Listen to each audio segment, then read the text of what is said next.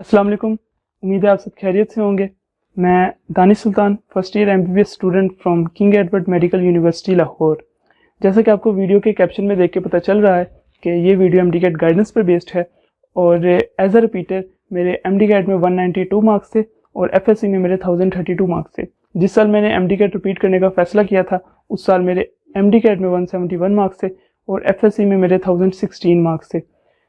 इस वीडियो में मैं आपको आगे जाके बताऊंगा कि किस तरह से अगर आप एक चाहे रिपीटर हो या चाहे आप एक फ्रेशर हो, किन चीज़ों पर आपने अमल करना है एमडीकैट की प्रिपरेशन के दौरान। और एमडीकैट की प्रिपरेशन आपने बेस्ट बनानी है और एमडीकैट पर फोकस ज़्यादा करना है और डिप्रेशन को कम से कम रखना है।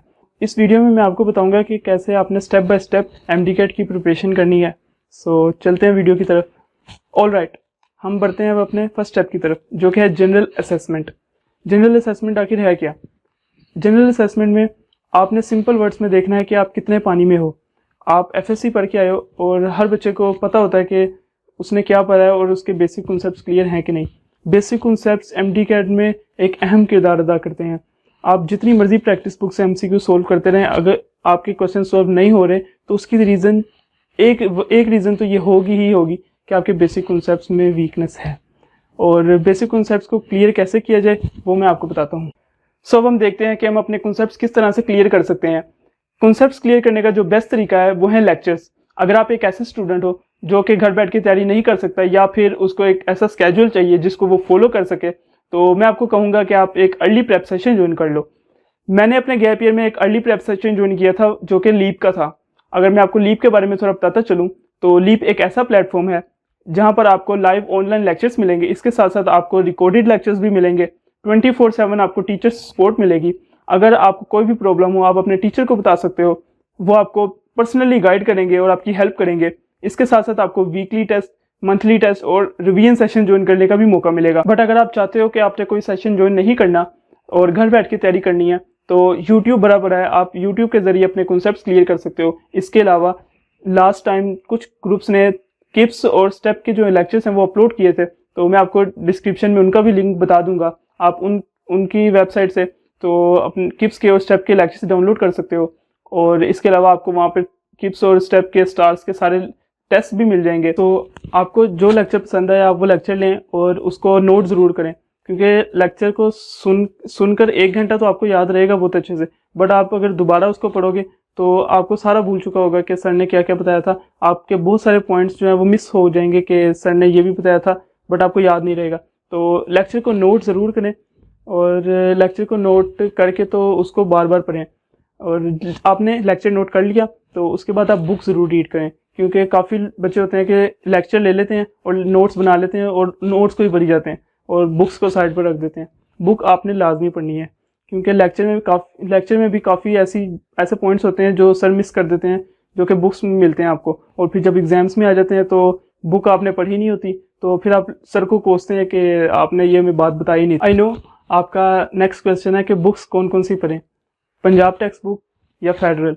तो मैंने लास्ट टाइम जो है वो फेडरल की बुक्स को, सिर्फ बायो मैंने थोड़ी बहुत पढ़ी थी, तो मैंने केमिस्ट्री और फिजिक्स बिल्कुल नहीं पढ़ी थी फेडरल से। बट मैं आपको सजेस्ट करूँगा कि आप फेडरल ज़रूर पढ़ें। बट उसका जो तरीका है वो ऐसे है कि आपने लेक्चर ले लिया और आपने सबसे पहले पंजाब टेक्स्ट बुक रीड करनी है, जो पंजाब के स्टूडेंट्स हैं उन्होंने तो पंजाब टेक्स्ट बुक रीड करनी है। और इसके साथ आपने ऐसे करना है कि जो चैप्टर आप पढ़ रहे होंगे तो वो चैप्टर बुक से रीड कर लिया, लेक्चर्स ले लिए, नोट्स बना लिए, तो उसके बाद आपने फेडरल की तरफ आ जाना है। वही चैप्टर वहाँ से आपने सिर्फ रीड करना है। आपने पंजाब टेक्स्ट बुक तो लाइन टू लाइन आपने देख ली, एक एक लाइन को आपने पढ़ लिया और उसको समझ लिया और उसको मेमोराइज कर लिया। बट आपने जब फेडरल की बुक पढ़नी है तो आपने सिर्फ कॉन्सेप्ट्स बिल्डिंग के लिए पढ़नी है। आपने फेडरल की बुक को रीड करना है और हर लाइन को समझना है, बट उसका रट्टा नहीं मारना आपने, क्योंकि उसका रट्टा लगाने जाएंगे तो आप 2 साल में ही फिर 2 बुक्स पढ़ेंगे। तो आपने वो चैप्टर वहाँ से एक दफ़ा पढ़ लेना है। आपने वहाँ पे जो उसके इंपॉर्टेंट पॉइंट्स होंगे वो आपने साइड पर ज़रूर लिख लेने हैं, किसी पेज पर लिख लें या पंजाब टेक्स्ट बुक पर आप साइड पर लिख लें।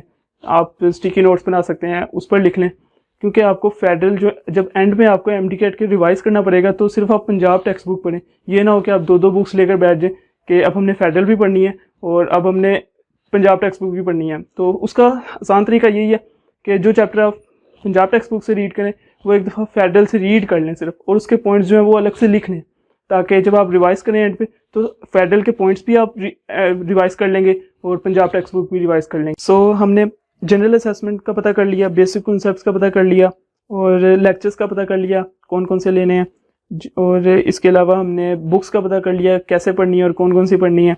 और हाँ, अब बच्चों का नेक्स्ट क्वेश्चन, भाई हमें बताओ प्रैक्टिस बुक्स कौन कौन सी पढ़नी है और टेस्ट कौन कौन से सोल्व करने हैं। सो बढ़ते हैं हम अपने नेक्स्ट स्टेप की तरफ, जो है टेस्ट प्लस प्रैक्टिस बुक्स। सो टेस्ट और प्रैक्टिस बुक्स का असल में तो ये तरीका है कि आपने जब लेक्चर ले लिया और बुक रीडिंग कर ली, तो आपने फिर उसी वक्त, ये नहीं कि आपने आज वो चैप्टर तैयार कर लिया है, लेक्चर्स भी ले लिए, बुक्स भी पढ़ ली हैं, तो आप उसका जो टेस्ट है वो नेक्स्ट वीक रख लो कि नेक्स्ट वीक में हम ये टेस्ट अटेम्प्ट करेंगे। तो ऐसा बिल्कुल नहीं करना। अगर आपने लेक्चर वो पढ़ लिया है तो आपने उसी दिन आपने वो उसका टेस्ट सोल्व ज़रूर करना है, और अगर उस वक्त सोल्व नहीं करेंगे तो बाद में भी आपसे सोल्व नहीं होगा। सो गाइस, हमने पता कर लिया कि हमने उसी दिन चैप्टर तैयार करना है और टेस्ट भी उसी दिन सोल्व कर लेना है। तो अब हम बढ़ते हैं कि हमने कौन कौन सी प्रैक्टिस बुक्स करनी है और कौन कौन से टेस्ट सोल्व करने हैं। तो मैं आपको बताता चलूँ कि किप्स, स्टेप और स्टार्स की प्रैक्टिस बुक्स मेरे पास थी, बट मैंने जो ज़्यादा फोकस किया था वो किप्स की प्रैक्टिस बुक पर था। तो मैं आपको कुछ प्रैक्टिस बुक्स के बारे में बता दूं कि किप्स की जो प्रैक्टिस बुक है उसके अंदर जो क्वेश्चंस होते हैं वो ज़्यादातर बुक लाइंस होती हैं और साथ में कॉन्सेप्चुअल क्वेश्चंस होते हैं। उसके अंदर 2-3 ऐसे क्वेश्चन ज़रूर आपको मिलेंगे जो कि बुक में बिल्कुल नहीं लिखे हुए और सर ने भी आपको नहीं बताए होंगे, बट वो एक्स्ट्रा नॉलेज के तौर पर उस बुक में होंगे। तो आपने उनसे परेशान बिल्कुल नहीं होना कि हमने तो ये पढ़ा ही नहीं है, तो ये क्वेश्चन कहाँ से आ गए। तो ऐसे क्वेश्चंस आपके एमडी कैट में आउट ऑफ सिलेबस बिल्कुल भी नहीं आएंगे, तो उससे घबराना नहीं है आपने।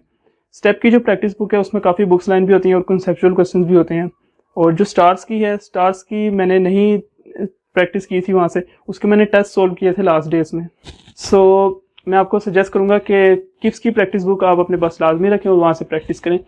तो अगर हम किप्स और स्टेप के टेस्ट की तरफ देखें तो आपने वो लाजमी सोल्व करने हैं। तो वो सोल्व तो करने हैं, लेकिन आपको कहाँ से मिलेंगे, तो जो मैंने लिंक आपको डिस्क्रिप्शन में दिए हुए हैं, आपको उनके थ्रू वो टेस्ट मिल जाएंगे और उनकी ऑनलाइन डिस्कशन भी मिल जाएगी।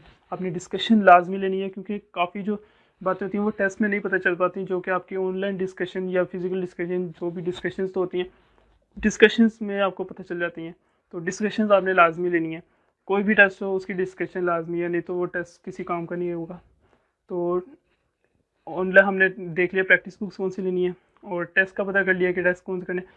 अब अगला क्वेश्चन ये आता है कि किप्स, स्टेप और स्टार्स, अब ये 3 अकेडमीज हो गई हैं, तो इनके टेस्ट सोल्व करना तो बहुत मुश्किल हो जाएगा एक दिन में या फिर एक ही राउंड में। तो अगर हम देखें तो काफ़ी बच्चों की स्ट्रेटजीज अलग होती है। कुछ बच्चे होते हैं कि वो एक ही बार में किप्स के भी स्टेप के भी जब वो चैप्टर तैयार कर लेते हैं तो उसके किप्स के, स्टेप के, स्टार के वो टेस्ट सोल्व करते रहते हैं चैप्टर वाइज। तो कुछ बच्चे होते हैं कि वो एक एकेडमी पकड़ लेते हैं, तो जब वो एक दफ़ा सिलेबस कवर कर रहे होते हैं तो वो सिर्फ एक एकेडमी को फॉलो करते हैं। जैसे आप अगर फर्स्ट राउंड ले रहे हैं अपने सिलेबस को कवर करने का, तो आप किप्स को पकड़ लें कि सिर्फ आपने किप्स के टेस्ट सोल्व करने हैं सारे, तो आप फर्स्ट राउंड में किप्स के टेस्ट सोल्व कर लें, सेकेंड राउंड में आप स्टेप के टेस्ट पकड़ लें, उनको सोल्व करें, और थर्ड राउंड में आप स्टार्स के कर लें। स्टार्स के थर्ड राउंड में इसलिए क्योंकि स्टार्स के कंपैरेटिवली थोड़े टफ होते हैं, तो उसको थर्ड राउंड में आप रख लें। तो अगर आप इस तरह से करना चाहें तो इस तरह से कर लें, और एक ही बार करना चाहें तो एक बार भी कर सकते हैं। तो जैसे आपको ईजी लगे आप वैसे करें। तो अब हम बढ़ते हैं अपने थर्ड और मोस्ट इंपॉर्टेंट पार्ट की तरफ, जो कि आपकी रूटीन। आपकी रूटीन में 3 चीज़ें आ जाती हैं, आपका स्केड्यूल, आपकी स्लीप और आपकी हेल्थ। अगर हम स्केड्यूल की बात करें तो मैं आपको जनरल सा आइडिया बता देता हूँ कि आपने स्केड्यूल बनाना किस तरीके से है। कुछ स्टूडेंट्स होते हैं कि पूरे महीने का एक स्केड्यूल बना लेते हैं, जिसमें उन्होंने chapter number 1, chapter number 2, chapter number 3 इस तरह से नंबरिंग करके, तो हर चैप्टर को 2-2 घंटे, 3-3 घंटे दे देते हैं, और उनको नहीं पता होता कि कौन सा चैप्टर डिफ़िकल्ट है, कौन सा चैप्टर इजी है, किस चैप्टर को ज़्यादा घंटे चाहिए, किस चैप्टर को कम घंटे चाहिए। तो वो जब सेम घंटे दे देते हैं तो फिर जब वो उस टाइम में नहीं हो पाता, तो उसको एक दिन ना हो स्केड्यूल फॉलो, तो पूरे महीने का स्केड्यूल जो है वो बर्बाद हो जाता है, फिर वो टेंशन में आ जाते हैं। सो इसका हल यही है कि आपका स्केड्यूल जो है बहुत फ्लेक्सिबल होना चाहिए। आप रोज़ का स्केड्यूल रोज़ बनाएं। एक आपको रफ आइडिया तो हो कि आपने एक महीने में करना क्या है, बट आपने स्केड्यूल जो है वो रोज़ बनाना है। रोज़ सुबह उठें और आपको पता होना चाहिए कि आज जो मैंने काम करना है वो मेरे पिछले दिन से बेटर होना चाहिए, और आपको पता होना चाहिए कि कौन सा चैप्टर जो है वो डिफ़िकल्ट है, कौन सा चैप्टर ईजी है, कौन सा चैप्टर को 3 घंटे लगेंगे, कौन से चैप्टर को 4 घंटे लगेंगे। सो आपने उस तरीके से अपना जो स्केड्यूल है वो फ्लेक्सिबल तरीके से बनाना है। अब हम देखते हैं कि स्केड्यूल में आप एक दिन को कैसे एफिशिएंटली यूज़ कर पाते हैं। बहुत सारे स्टूडेंट्स की ये प्रॉब्लम होती है कि उनको पता ही नहीं चलता कि दिन कब गुजर जाता है। तो असल में ये जो प्रॉब्लम है वो एक प्रॉपर प्लान ना होने की वजह से होती है। आपके पास अगर प्लान नहीं है किसी चीज़ का तो आपको ऐसे ही लगेगा कि आपका दिन बहुत जल्दी गुजर गया है और आपने कुछ किया ही नहीं है। तो सबसे पहले तो आपने एक दिन में एफिशिएंटली कैसे 24 आवर्स को यूज़ करना है उसके लिए आपके पास प्लान होना चाहिए। अब मैं आपको जैसे एग्जांपल देता हूँ कि आपके पास 24 आवर्स हैं एक दिन में, तो आप 6 to 8 आवर्स आपकी स्लीप है, मैक्सिमम आप 8 आवर्स लगा लें आपकी स्लीप, उसके बाद आपके पास 16 आवर्स बचते हैं। अब काफ़ी सारे स्टूडेंट्स का ये क्वेश्चन होता है कि हम कितने घंटे पर हैं, तो उनका सिंपल सा आंसर यही है कि ये मैटर नहीं करता कि आपने कितने घंटे पर आए। असल में मैटर ये करता है कि आपने जो अपने आप को काम में साइन किया था एक दिन में, क्या वो आपका हुआ है। उसके लिए चाहे आपको 8 घंटे लगें, चाहे 10 घंटे लगें या 12 घंटे लगें।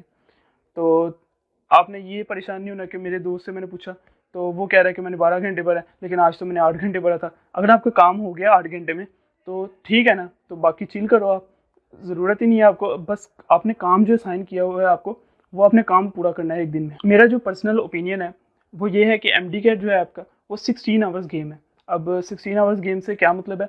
अब 16 आवर्स गेम से मतलब ये है कि आपके पास जो 16 आवर्स बचते हैं, सारा एमडी कैट आपका उन पर डिपेंड कर रहा होता है, आपका स्केड्यूल कि आपने उन 16 आवर्स को कैसे यूज़ किया है।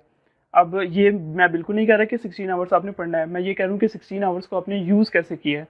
आप चाहे 8 घंटे पढ़ें चाहे 10 घंटे पढ़ें, आपने अपनी हेल्थ का ख्याल रखना है, अपनी स्लीप का ख्याल रखना है और इसके अलावा अपने अपने माइंड का ख्याल रखना है। ये ना हो कि आप अपने आप को दूसरों से कंपेयर करते हुए तो 10-10 घंटे आप डिप्रेशन में गुजार दो। आपने कंपेयर बिल्कुल नहीं करना, तो बस आपने खुद को बेटर करते चले जाना है और आपने दूसरों से कंपेयर बिल्कुल नहीं करना अपने आप को। और जो मैंने लास्ट टिप आपको अभी आज के लिए देनी है वो ये है कि जब आपने पढ़ने बैठना है, असल में आप बस ईमानदार हो जाओ।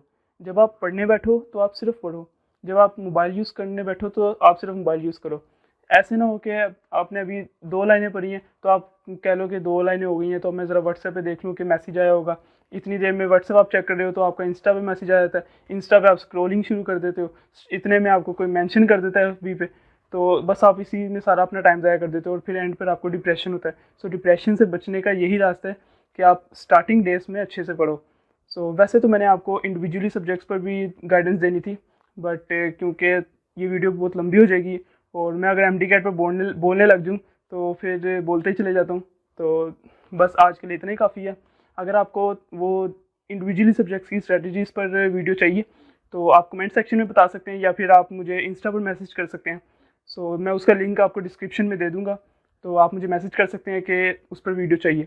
सो आज के लिए इतना ही काफ़ी है। सो पढ़ते रहें, खुश रहें और दुआओं में याद रखें।